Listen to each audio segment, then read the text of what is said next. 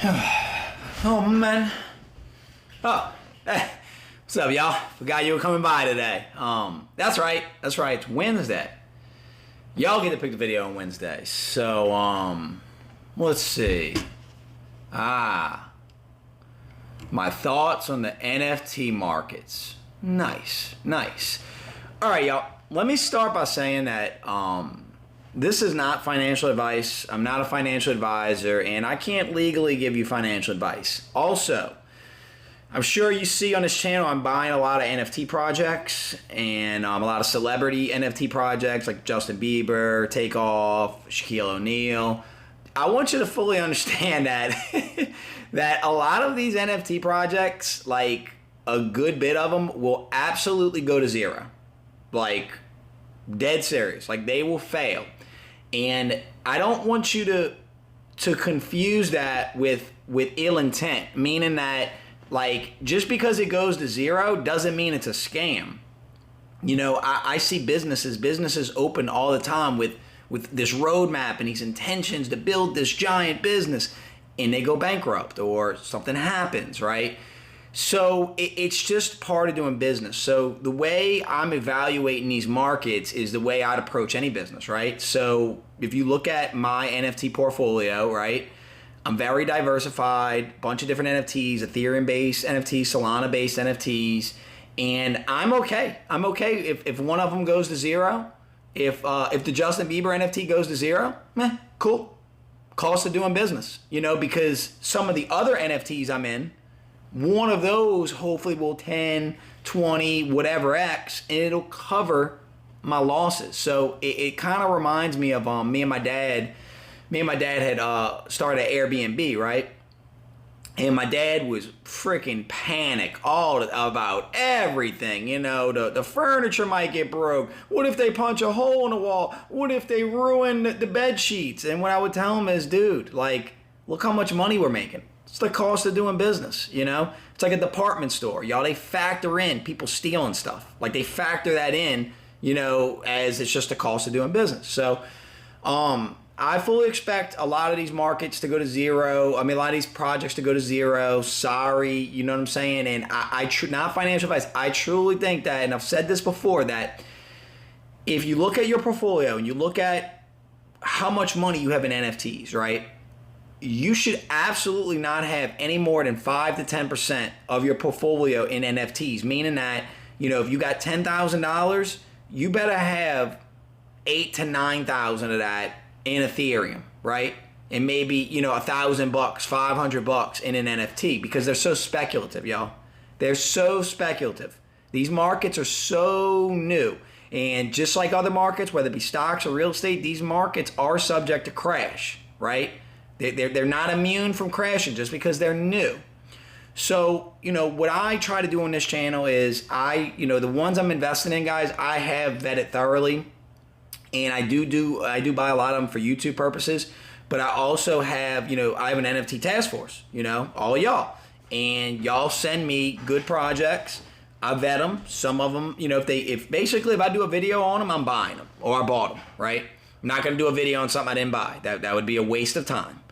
So I'm going to go over some big stories, and I'm going to kind of give y'all the roadmap of where I think all this is going. So I want you to start with this. So Kraken is a large exchange, a crypto exchange, and they're going to be an NFT platform, y'all. And they're going to be letting their users take out loans to buy NFTs or loans against the NFTs. Think about it, y'all. That's how big this stuff's going to be. So now let's go into what the thumbnail is. A Kevin Durant NFT, right? Now, nothing has been formally announced, right? But let's just do simple math. Steph Curry comes out with his NFT, makes millions of dollars, all went to charity, by the way. Kevin Durant has signed a massive deal to promote Coinbase. Kevin Durant's a pretty tech-savvy, business-savvy guy, right? If he just signed a deal with Coinbase, and Coinbase has already told you that Coinbase is coming out with their own NFT platform, right? Their own NFT marketplace, like an OpenSea. Coinbase's CEO, Brian Armstrong, has already stated that their NFT platform will probably be bigger than their crypto platform. That's wild to think about. So, what does that mean? Well, if Kevin Durant launches his NFT, look, guys, you can pretty much take that to the bank. I'm pretty much predicting that Kevin Durant will probably be one of the first. They're probably working on it right now. And when that Coinbase NFT launchpad comes out, y'all, it might break the internet. There's going to be, you're seeing these projects, everything crashed. Remember the Spider-Man NFT or the Pepsi NFT? When we tried to get those, everything crashed, right? So Kevin Durant launching an NFT on Coinbase. So now let's dig deeper into that, y'all. So don't just think of it like you're buying an NFT. All these NFTs are built on Ethereum or built on Solana or built on Avalanche. Even some of them built on Cardano. So if you're thinking that these NFTs are going to go up in value, then the underlying infrastructure that they're built on, mainly being Ethereum, that would go up. Like, for example, the Steph Curry NFT. I purchased that. A lot of people purchased it. It's sold out, right? So if you're holding that and you're saying like, oh, I'm holding this, it's going to go to blah, blah, blah, blah, blah, these crazy numbers, then you have to believe in Solana, right? It'd be like if I had a business and if I had a restaurant, right? And I'm like, man, this restaurant, it's going to be the best restaurant in the city. And my customers are coming in and making all kind of money. Well, if I had the opportunity to buy the building that the restaurant's in, well, if I believe the restaurant's gonna do good, I better buy the building, right? So the cryptos that these things are built on, y'all, that's the infrastructure. That's the infrastructure for all of this. So like for another good example would be like say YouTube, right? Let's say you wanted to invest in YouTube or Google, and but then you'd have to believe in the internet, right? Because without the internet, those things can't exist. So if you can invest in the literal internet, you would, but you can't. But you can invest in Google. Well, now you can invest in Ethereum. That's like investing in the internet. So all these NFTs, are built on it. So what I would look for as an investor, and which we're doing now, is, I'm not saying don't buy Ethereum NFTs. Y'all see how crazy the gas fees are. And look, y'all, even with the crazy gas fees, people still paying it. That's how crazy this technology is, right? So I want you to think about, to start looking at these smaller chains, whether it be Solana-based NFTs. So when you see CryptoPunks and Bored Ape Yacht Club selling for millions of dollars, by the way, the Bored Ape Yacht Club, the strip club, the largest strip club in the world, 11, they bought the 11th one. You see these businesses, they're wising up. They're going to buy this because they know it's marketing, right? So, you need to start looking at Solana and Avalanche, at their NFTs, and start trying to find those fads early because, guys, CryptoPunks, they gave CryptoPunks away at one point, I think. You know what I'm saying? And the way CryptoPunks really blew up was Gary Vaynerchuk basically got on the phone with Logan Paul and a bunch of his other celebrity friends and say, hey, you don't need to understand none of this. We're getting NFTs. You're coming with us, and if Gary Vaynerchuk called you and told you to do something, you'd probably do it because he knows what he's talking about. So let's really think about that, and let's really think about these chains. And look, I'm not saying it's got to be Solana or it's got to be Avalanche or even Wax. Find a blockchain that you believe in, and if you believe in that blockchain, try to just sprinkle some seeds. Buy a little NFT. Right now, y'all, I'm targeting Solana NFTs. I bought a couple of them. I'll do videos on those later. I'm going to be looking at some Avalanche ones. I have some Wax ones, and I am going to be, my task force. Guys, we're depleted. We're running low on resources. We need more task force members, y'all, because we're working around the clock, and I do want to start looking into these Cardano NFTs because I believe in Cardano, as you know, if you follow this channel. So grabbing some Cardano NFTs would be good. Okay, now let me talk about what I think a lot of you are missing with these NFTs. You got to evaluate. It's funny. Like the way you evaluate these NFTs is the same way you would evaluate a business, right? And I'll give you an example. I own an ATM company, a digital jukebox company, credit card processing company. So I'm in a lot of businesses. I talk to a lot of business owners, and I'm just from being around, I see their day-to-day operations. I see how things run. What's one common theme I notice from every successful business? The owners are present.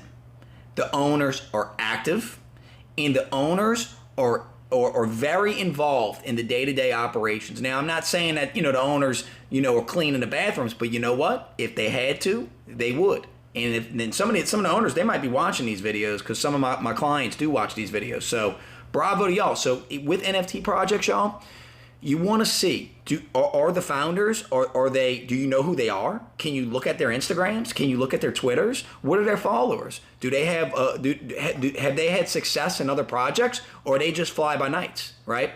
So that's one thing you want to look for. What I noticed too, if you ever see an NFT project and it's got multiple drops, like, it's got round 1, phase 1, whitelist, phase 2, pre-sale, whatever, it's probably a good project, because if it was a cash grab, they wouldn't break it up in so many, different increments. So that's just something I noticed. So yeah, and then, utility. We want to be focused on NFTs that have real world utility and also in utility in the metaverse.